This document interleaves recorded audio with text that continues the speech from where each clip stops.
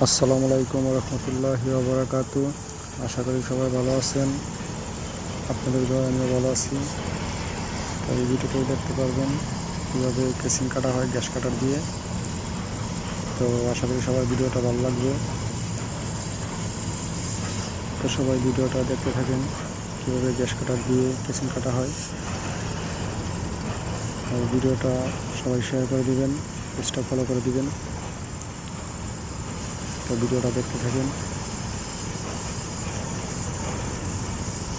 তো gas cutting করার সময় আপনার খুবই সাবধানে কাটতে হয়, কারণ এই যে আগুনের যেই বলকগুলো ওইগুলো আপনার শরীরে পড়লে শরীরে আগুন ধরে যায়, শরীরে খোসা পড়ে যায়।